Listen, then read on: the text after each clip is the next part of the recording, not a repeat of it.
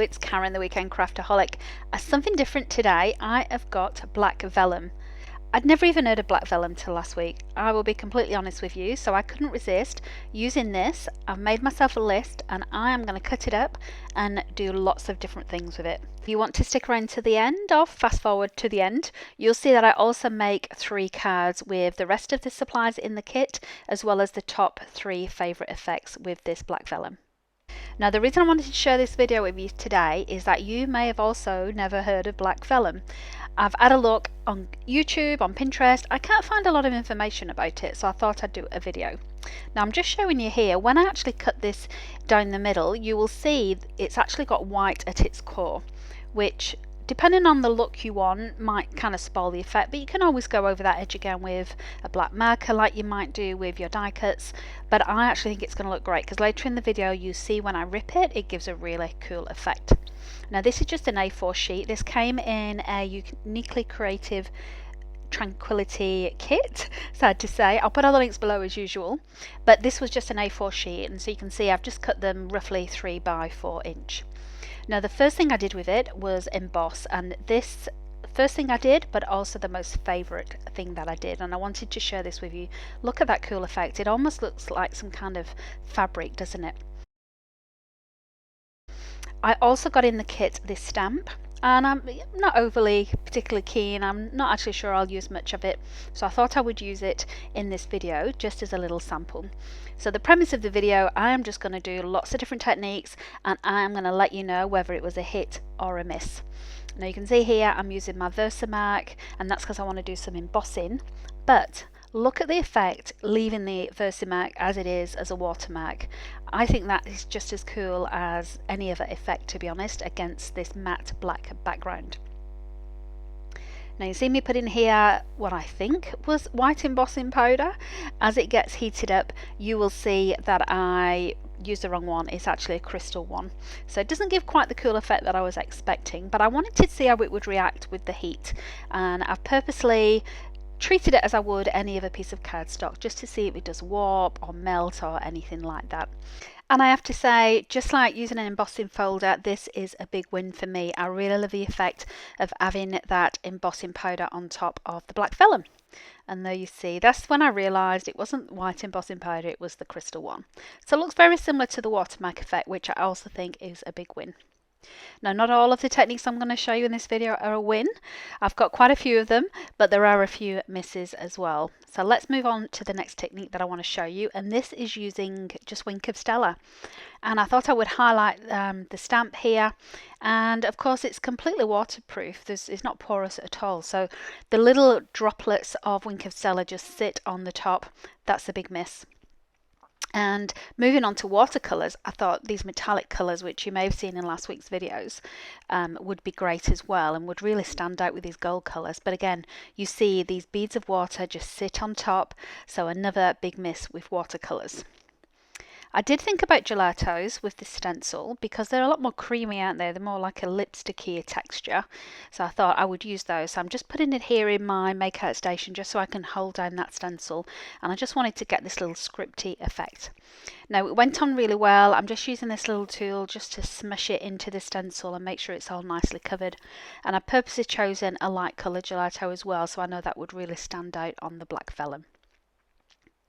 Now, you can see here as I do the reveal, I do like the effect, it looks cool, but I have to say we've got to leave it for a little while to dry, and you'll see later whether that sets or not.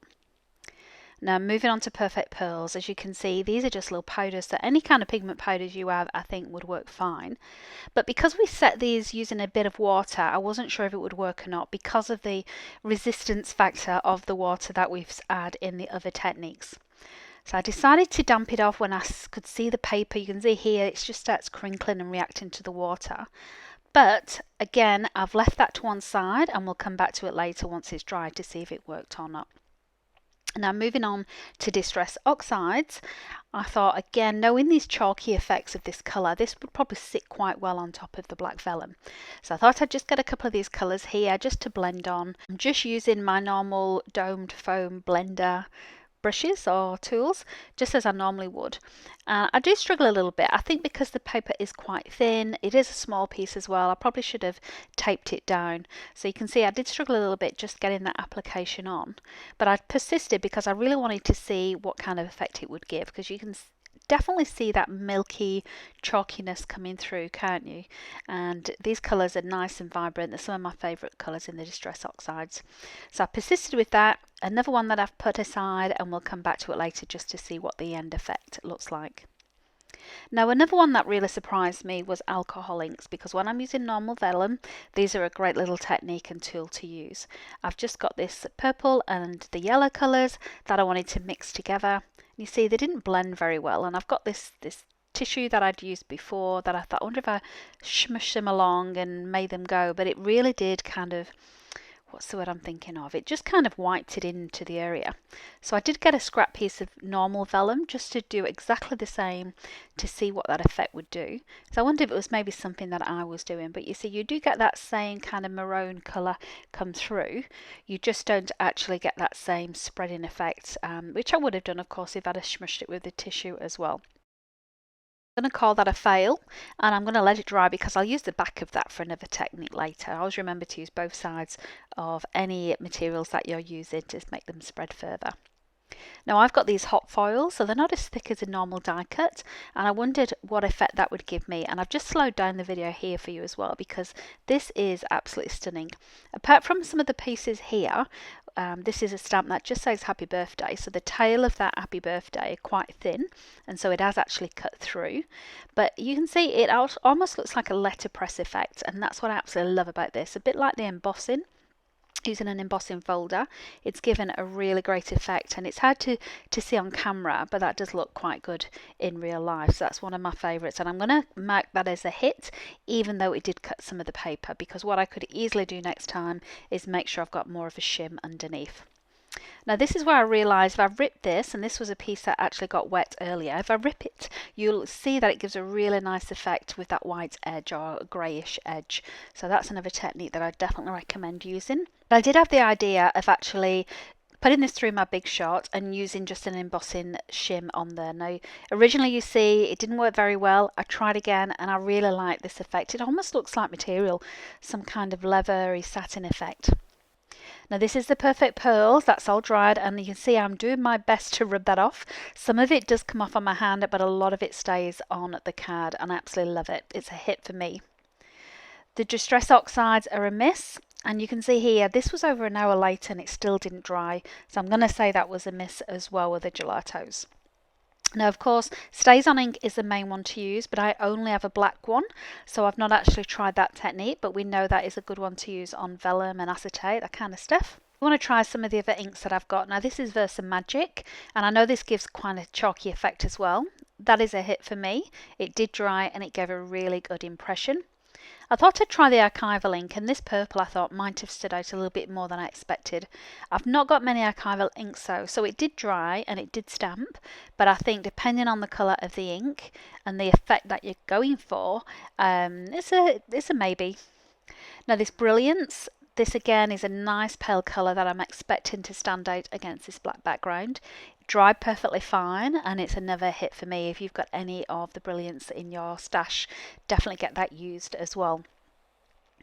Now the other thing that I'm going to do here, because of course I wasn't going to use any of these in any kind of layouts, but I thought I'd just try using some of this Vicky Bouton Creative Effects because I wanted to see what it did just with a bit of mixed media.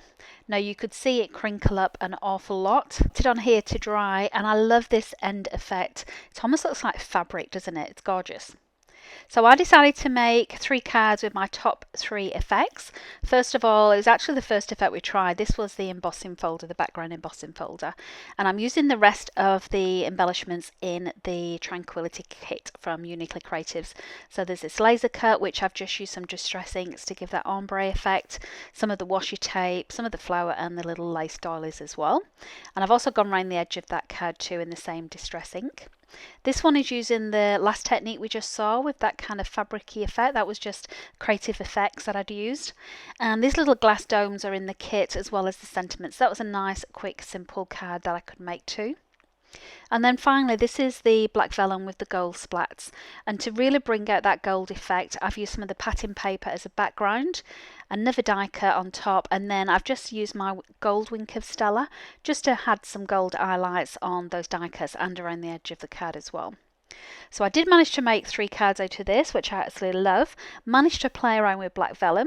I hope I've given you some ideas on what you can and cannot do with it. But if you've got any ideas of your own you'd love to share, I'd love to hear from you. Otherwise, thank you for watching and have a great crafting week.